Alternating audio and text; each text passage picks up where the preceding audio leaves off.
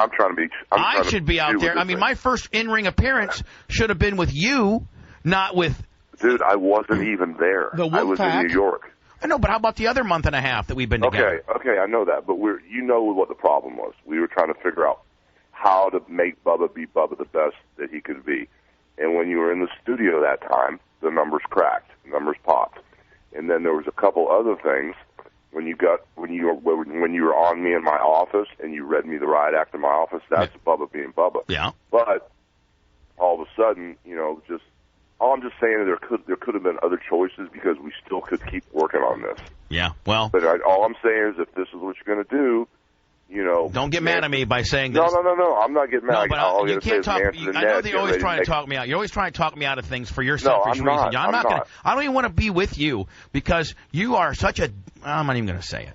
I mean, now you're working. No, I'm not working, Hogan. I'm not working. Terry, I'm not working. I'm just saying what you don't understand is you've had since January 4th to figure out where I should be, and you've not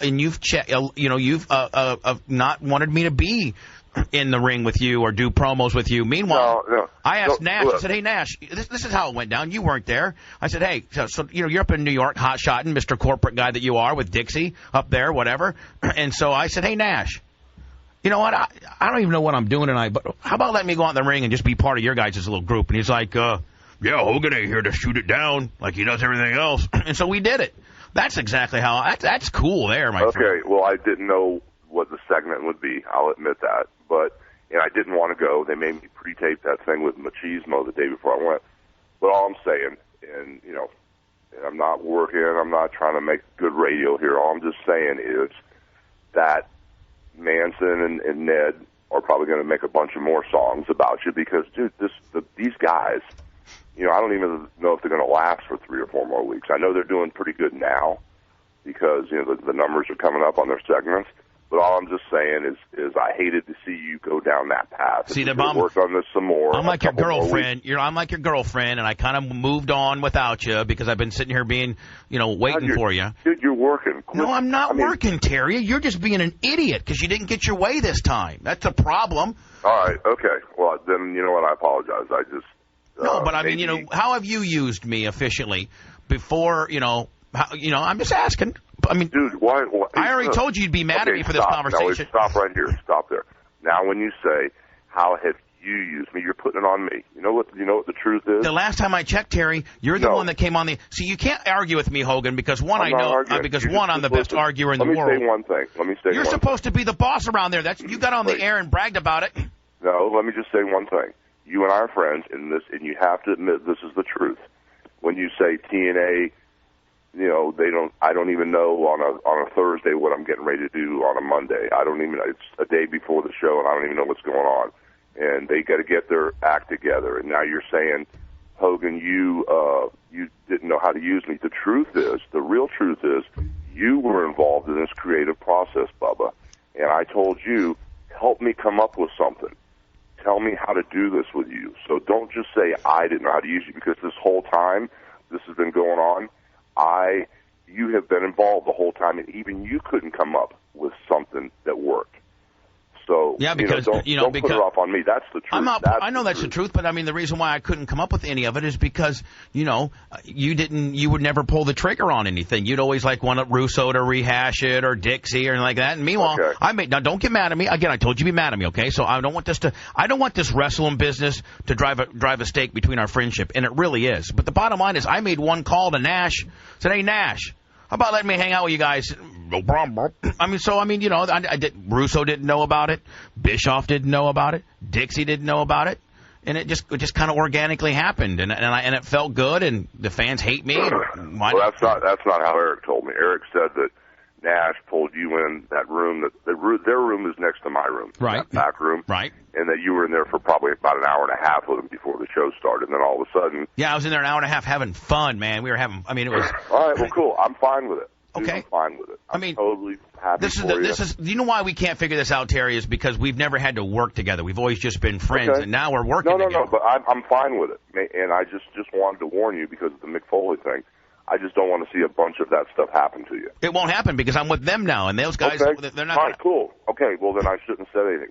You shouldn't have said anything, Hogan, because you didn't come to my rescue when Mick spotted me. You watched. Oh, God. Dude, I wasn't even there. Come on, bro. You know that. Hold on. You just said a second ago you were 18 feet away. Oh, yeah. I mean, I meant for New York, but you're right. And how could I rescue you? We were doing that, and you knew that when you interviewed him that he was probably going to push you against the wall. Yeah. I didn't know he was going to hit you in the face. Yeah, I know.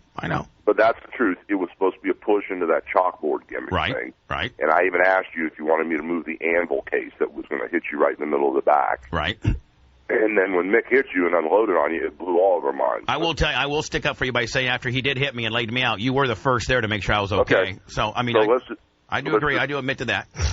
Okay, let me just rewind this conversation because I probably said it wrong. I just didn't want to see a bunch more of that stuff happen because it doesn't have to be that way in this business. So that's it. And then I'm cool with it. You guys have a good time, and I'll be there to support you the whole way. Well, it sounds like we're breaking up as friends or something here. No, not. I'm fine with it. Here's the deal, man. I just don't want to. Now, I just don't want to work with you. I just want to be your friend.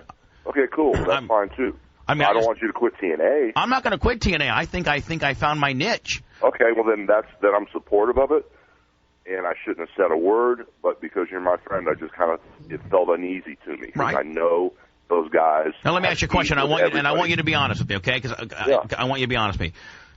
This is where we might have a problem. Will there ever be a point where I have to, if I'm part of them, will I have to be like anti-you?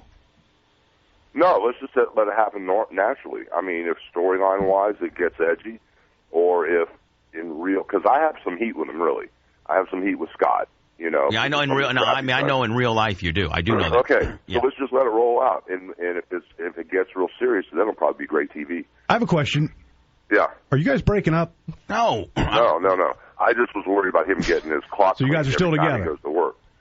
Yeah. I mean, I think we're okay. It's just convenient. No, we're fine. I just probably shouldn't have said anything, but I just thought maybe there should have been an easier ride for him because those guys aren't liked by anybody. They're not liked by Spike TV because I was just up in New York. I do know that you were up there for a day and a half. Yeah, Spike doesn't like him at all, and Dixie doesn't like him, and the talent doesn't like him. But I brought him back. I brought him back because I thought that whole NWO thing never was done the right way. Right. But as soon as I brought him back... You regretted it. I will not. No, I didn't regret it, but as soon as I brought him back, Scott Hall shot an angle. He goes, "Hey, yo, T, I pulled my groin." I said, "Dude, how could you pull your groin? You haven't even worked yet." So right away... That's a true story. Of me going full-blown with the NWO, I had to switch gears and put them on the back burner, and that's the type of crap they do. You never know if they're going to be there or not. I will tell you that, Spice. Hogan was pissed. He had to rewrite a show because Scott said, "Hey, yo, T, I pulled a groin," and Hogan goes...